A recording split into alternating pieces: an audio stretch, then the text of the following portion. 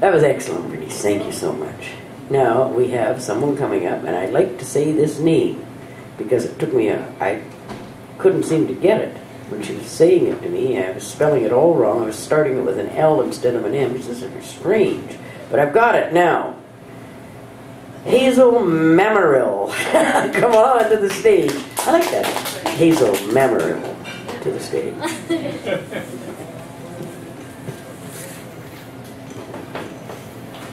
Hello, my name is Hazel Mamaril, and I understand I am in a room with a lot of poets, and I don't know if it's ever happened to you before, but I have this horrible habit of always changing all my poems, like after I write and perform them, and I would look back and think about it, and I don't like my poem anymore.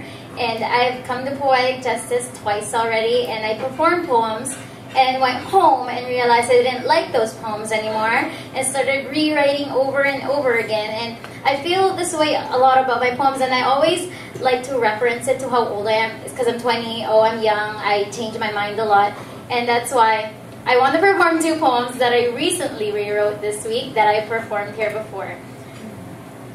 The first one is called Astral Gleams. They say we are made from the same elements as the cosmos, so I can't help but compare myself to the moon. You can say we're a bit similar. She has wounds from the stars and I have wounds from people.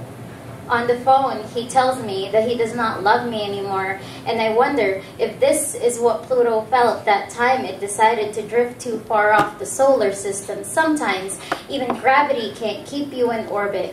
When you fall in love with a boy who leaves, especially when you need him the most, do not forget that even after decades, comets still return. And even if our astronauts never go back to the moon, their lunar footprints would always be a giant leap for mankind, and you will always be a giant leap in his life. So no matter how charred your spinal cords are from getting too close to that sun, your arms will still unfurl and you will welcome another celestial body in your arms, because the universe is not finished expanding. So during the nights you hug your knees too tight against your chest, digging for the right answers between your legs and somehow finding them in the astral gleams of your heart, realize that you are not the only one aching. Somewhere in the Milky Way, he is probably aching too. This next poem I performed, it's about where I came from, and it means a lot to me. It's because when you go through something really hard, you always want to look back at how you were when you were a kid, and you never had these problems before, and you're kind of wondering like, oh, life is becoming more complicated because I'm getting older.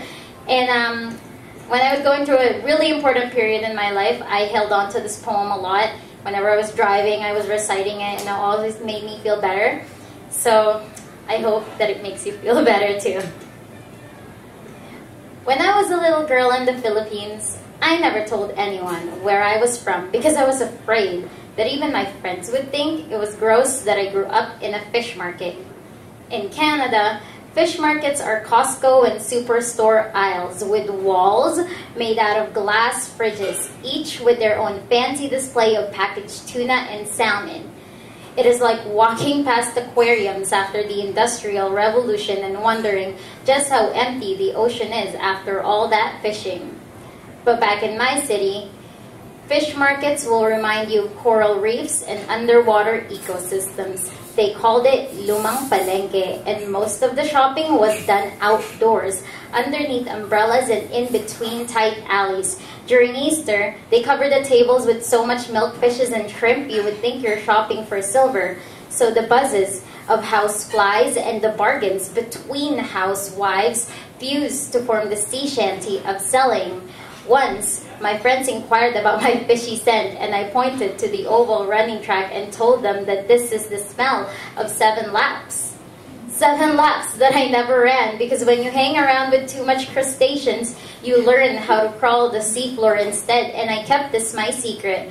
I asked my mom if we could move to an apartment downtown, but she said that no matter which direction I set my sails, the tide would always bring me home. I guess this is why sea turtles carry their houses in their backs. Today, I wish I still smelled like open sea, but the tide can no longer bring me home because I have docked my ship in a frozen harbor. I am waiting for the thaw, and I am learning how to heal. Thank you.